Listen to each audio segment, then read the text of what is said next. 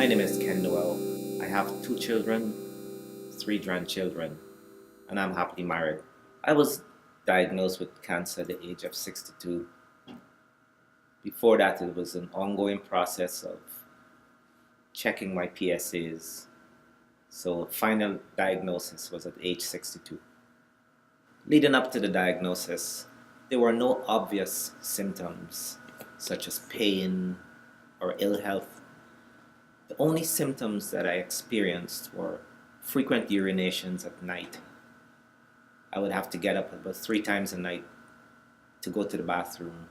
That was the only indication that something was wrong.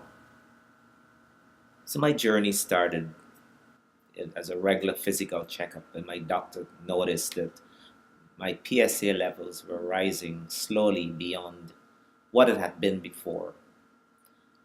So I was referred to a urologist who started to observe my PSA level.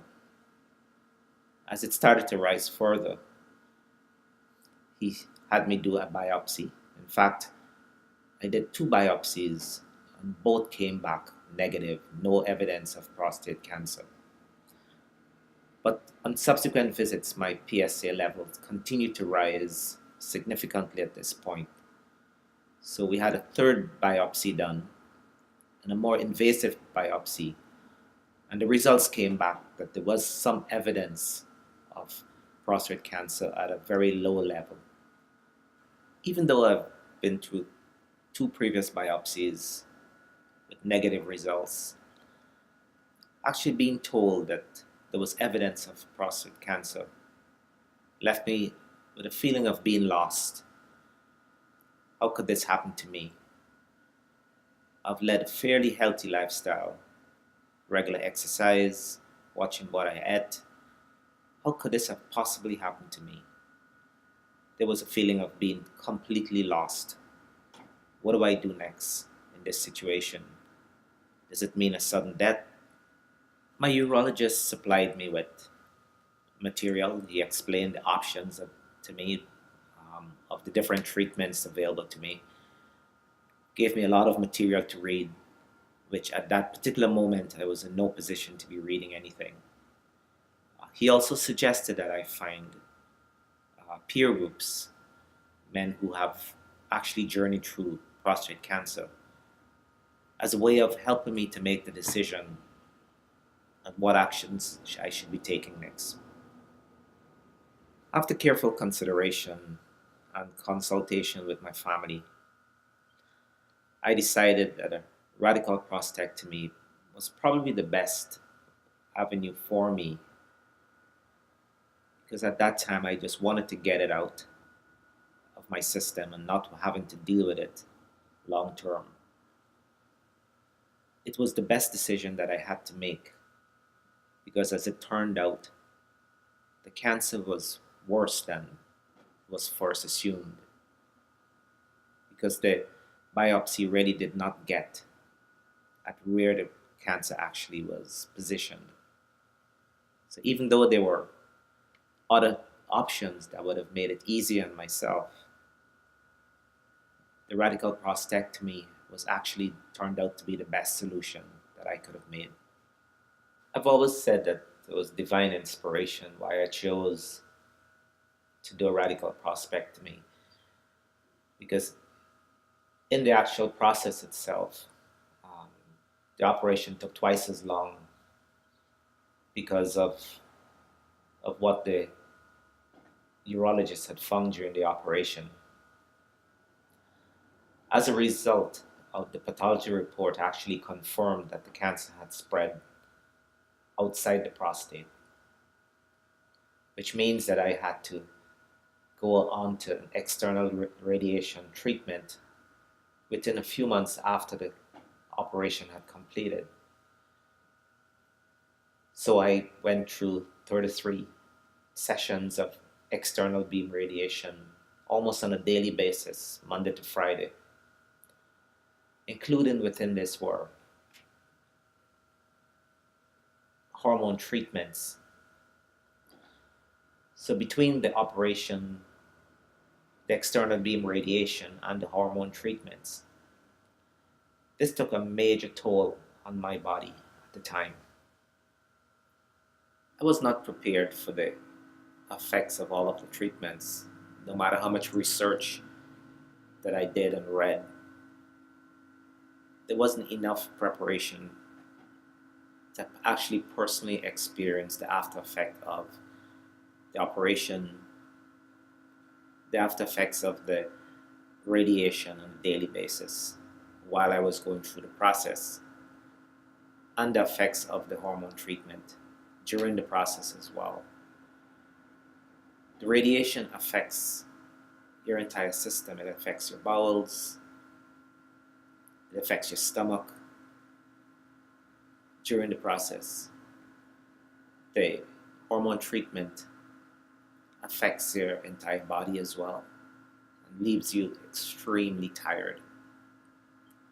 But it was a journey that I embraced and I was prepared to do. So no matter what happened, I was really prepared to take this to the end. There were no medications after procedure was completed. The only medication was during the procedures of external beam radiation, where I was given hormone treatments. These hormone treatments actually prevented the prostate cancer from, or the PSA levels from actually rising.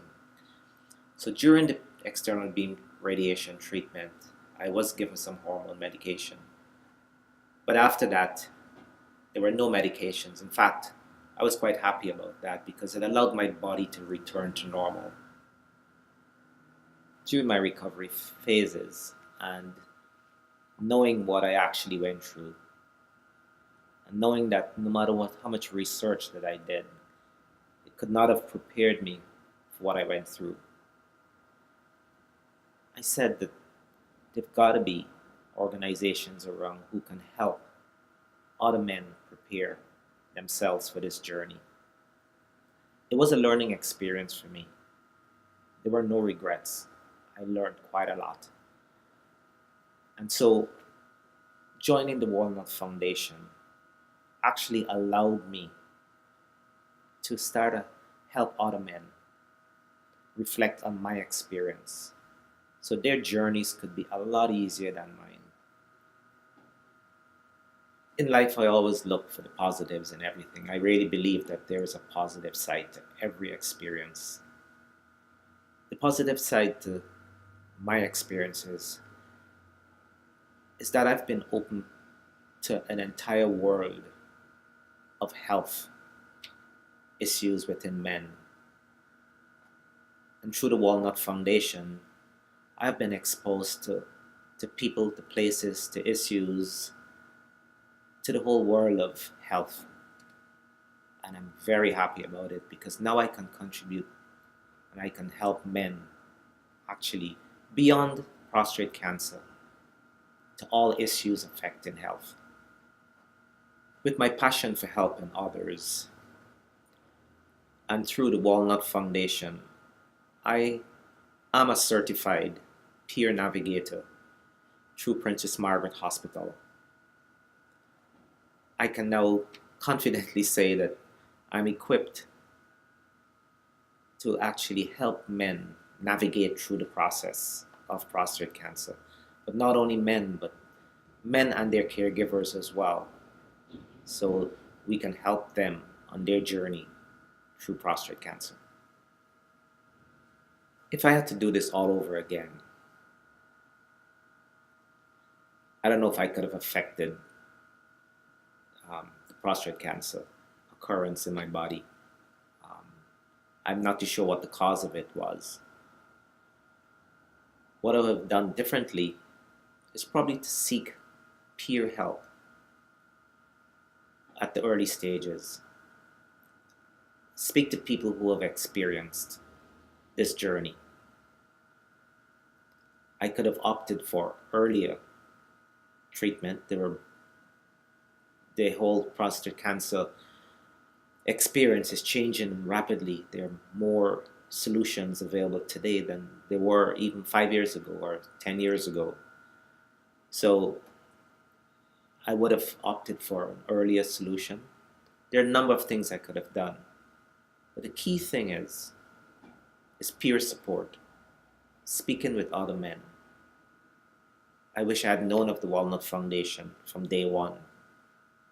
It would have really helped the journey be a lot easier, probably helped to make better decisions as well. Prostate health screening is so very critical to understanding and dealing with prostate cancer.